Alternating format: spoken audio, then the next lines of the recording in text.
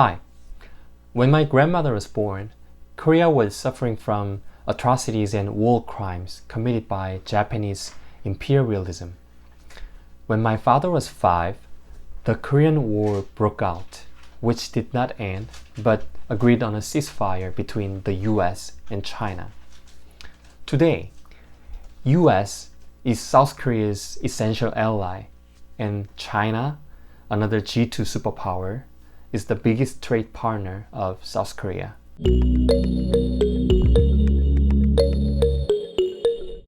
I have been introducing world history in terms of the sphere of influence.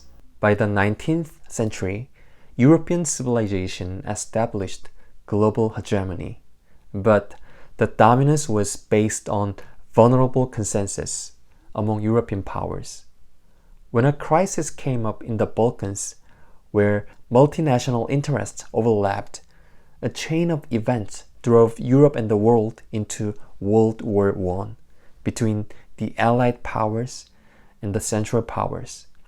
The war resulted in the collapse of the Austro-Hungarian Empire, the German Empire, the Ottoman Empire, and the Russian Empire. The United States emerged as a global power. In 20 years, Germany sparked World War II. The world was divided into two sides again. The Allied powers were France, the United Kingdom, the Soviet Union, the US, and China. The Axis powers were Germany, Italy, and Japan. More than 70 countries were involved in the war. Combats took place in Europe, Africa, Asia, and their adjoining oceans. For 6 years, the war sacrificed more than 70 million lives. The Second World War reconstructed the global sphere of influence. As the United States and the Soviet Union kicked off decades of competition, the Cold War began by shaping three geopolitical blocs. The First World was comprised of the United States and its allies, generally liberal democratic countries. The Soviet Union, China, and other communist states comprised the Second World. The rest of the world, newly decolonized states in Africa and developing countries in Asia and America, were broadly categorized as the Third World. For a moment, let me talk about Isaac Asimov, an American science fiction writer and scientist. He was born to a Jewish Russian family in 1920 and grew up in the United States. He served the US Army briefly just after World War II. He published his first book in 1950, the same year in which a proxy war of the US-Soviet conflict took place in Korea. Pebble in the Sky, his first novel, was my most favorite book from my teenage years. Its setting is the Earth in tens of thousands of years. It was a radioactive and marginalized planet in the galactic empire. Although the Earth was the origin of humanity, no one remembered that or hate the fact, implicating that something horrible happened in the past. Perhaps such a motif was a reflection of fear during the Cold War era that nuclear war might have devastated the whole world. Fortunately, US-Soviet tension did not go to a total war, but proxy wars, conflict escalations, and international crises continued until the dissolution of the Soviet Union in 1991. The failure of the communist experiment left the US in the state of the sole superpower for decades.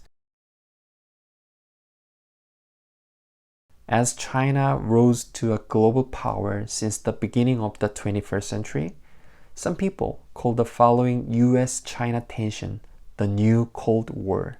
After all the development and interactions of civilization, humanity has arrived in the age of globalization.